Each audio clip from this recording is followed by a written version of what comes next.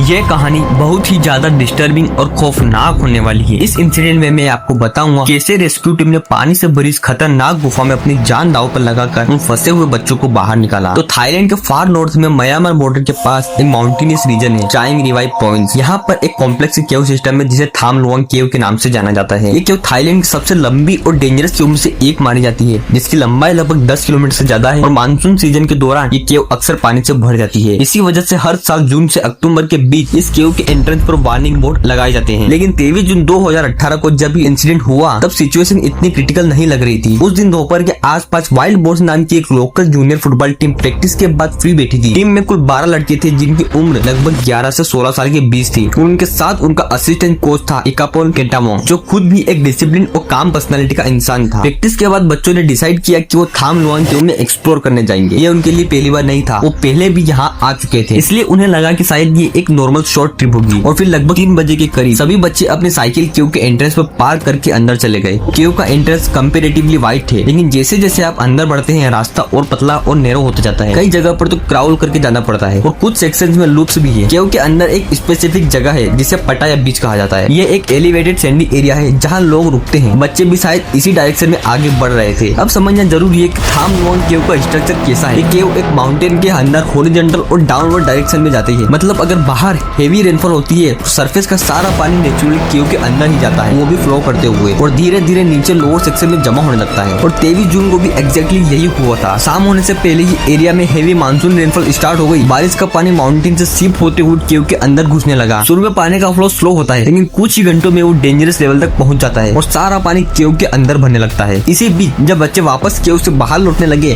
तब तक केव के कुछ रास्तों और निचले हिस्सों में पानी भर चुका था। और क्योंकि ये रास्ते लो लाइंग एरिया में थे तो पानी ने उन्हें कम्प्लीटली ब्लॉक कर दिया। मतलब उनके और एग्जिट के बीच एक अंडर वाटर बैरियर क्रिएट हो चुका था और अब यहाँ से सारे बच्चे ट्रैप हो चुके थे। बच्चे और कोच को मजबूरन केव के अंदर और ऊपर की तरफ मूव करना पड़ा ताकि वो ऐसी जगह पे पहुंच जाए जहाँ पानी ना हो। इसी प्रोसेस में वो और डीप केव के अंदर चले गए और फाइनली एक ऐसी जगह रुक गए जो सरफेस से करीब 20 फीट ऊंची थी और एंट्रेंस से लगभग 4 किलोमीटर अंदर थी। इसी पॉइंट के बाद उनका बाहर निकलना इम्पॉसिबल हो गया। अब सिचुएशन यह थी कि 13 लोग एक कम्प्लीटली डार्क एनवायरनमेंट में थे जहाँ ना रोशनी थी, ना खाना, बस एक बैटरी की लाइट थी, जहाँ पर टेम्परेचर अराउंड 20 से 23 डिग्री सेल्सियस था। और सबसे इम्पोर्टेंट चीज ऑक्सीजन, वो ग्रेजुअली कम हो रही थी। उनके पास कोई फूड सप्लाई नहीं थी, सिर्फ उनकी वाटर बोतल्स में थोड़ा सा पानी बचा था जो जल्दी खत्म हो गया था। उसके बाद उन्होंने केव की वॉल से ड्रिप होने वाले पानी को कलेक्ट करके पीना स्टार्ट किया। कोच एकापोल ने इस स्टेज पर एक क्रूशियल रोल प्ले किया। उन्होंने बच्चों को काम रहने के लिए मेडिटेशन कराया और अननेसेसरी मूवमेंट अवॉइड करने को बोला। लेकिन दूसरी तरफ जब बच्चे घर नहीं पहुंचे तो उनके पेरेंट्स ने सर्च स्टार्ट किया। फिर तभी केव के एंट्रेंस पर उनकी साइकिल्स मिली, जिससे क्लियर हो गया कि सारे बच्चे अभी भी केव के अंदर हैं। फिर सभी पेरेंट्स ने अथॉरिटीज को इन्फॉर्म किया और उसी दिन से रेस्क्यू ऑपरेशन स्टार्ट हो गया। थाई नेवी सील्स और लोकल रेस्क्यू टीम्स ने केव में एंटर करने की कोशिश की, लेकिन उन्हें तुरंत पता चल गया कि नॉर्मल रेस्क्यू नहीं है। केव के अंदर पानी इतना मडी था कि विजिबिलिटी ऑलमोस्ट जीरो थी। डाइवर्स को पानी में कुछ भी दिखाई नहीं दे रहा था और रास्ता भी बहुत अजीब था। कुछ जगह रास्ता इतना पतला था कि उन्हें सिलेंडर हटाकर नीचे रिसाकर पास होना पड़ता था। और अगले कुछ दिनों में इंटरनेशनल हेल्प बुलाई गई। यूके के एक्सपीरियंस केव डाइवर्स, ऑस्ट्रेलिया के मेडिकल एक्सपर्ट्स और मल्टीपल कंट्रीज के स्पेशलिस्ट इस ऑपरेशन में इन्वॉल्व हुए।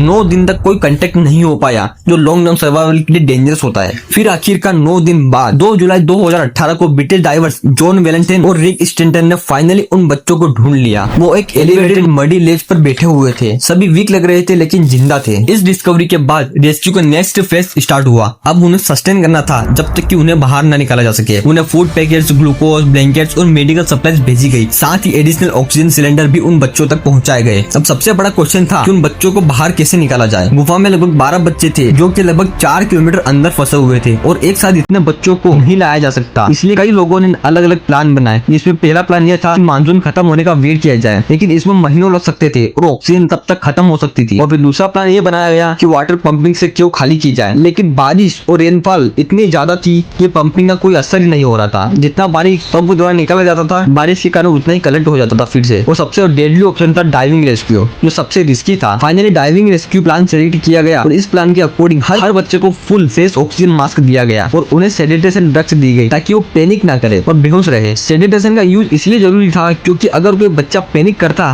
तो मास्क हटा सकता था, जो तुरंत डेडली हो सकता था। इसलिए सभी को सेडेटेशन का डोज दिया गया। फिर 8 जुलाई से रेस्क्यू ऑपरेशन स्टार्ट हुआ। हर बच्चे को 2 डाइवर्स रेस्क्यू कर रहे थे, एक फ्रंट में गाइड कर रहा था और एक पीछे सपोर्ट। उन्हें पतले फंसे हुए रास्तों से मैनुअली मैन वर्क किया गया। कुछ सेक्शंस में उन्हें सिलेंडर टेम्परली रिमूव करके पास करना पड़ा। हर डे में 5 से 6 घंटे लग रहे थे। ऑपरेशन के दौरान एक फॉर्मर थाई नेवी सील समन कुनन ऑक्सीजन सप्लाई मिशन के वक्त अनकॉन्शियस हो गए और उनकी डेथ हो गई। इसी इंसिडेंट ने ऑपरेशन को और बड़े रिस्क लेवल पर डाल दिया। फिर 8, 9 और 10 जुलाई को 3 फेसेस में रेस्क्यू कंप्लीट हुआ और टोटल 13 लोग सेफली बाहर निकाले गए। जब सब बाहर आए तो उन्हें इमीडिएटली हॉस्पिटल ले जाया गया। उन्हें आइसोलेशन में रखा गया क्योंकि उनकी इम्यूनिटी वीक हो चुकी थी। कुछ को माइनर इन्फेक्शन और वेट लॉस हुआ था, लेकिन ओवरऑल सब ठीक थे। यह ऑपरेशन मॉडर्न हिस्ट्री का सबसे कॉम्प्लेक्स रेस्क्यू मिशन में से एक माना जाता है। इसमें 10,000 से ज्यादा लोग डायरेक्टली इन्वॉल्व थे, 1,000 से ज्यादा पर्सनल ग्राउंड पर थे और 100 मिलियन लीटर से ज्यादा पानी क्यों से पंप किया गया। ये स्टोरी सिर्फ सर्वाइवल की नहीं है, ये प्लानिंग, कोऑर्डिनेशन और ह्यूमन डिसीजन मेकिंग का एक रेयर एग्जांपल है, जहां हर स्टेप साइंटिफिकली कैलकुलेटेड किया गया और हर रिस्क के बावजूद ये मिशन सक्सेसफुल रहा। तो शायद इसीलिए थाई केव रेस्क्यू को दुनिया का सबसे सक्सेसफुल और चैलेंजिंग रेस्क्यू मिशन में से एक माना जाता है।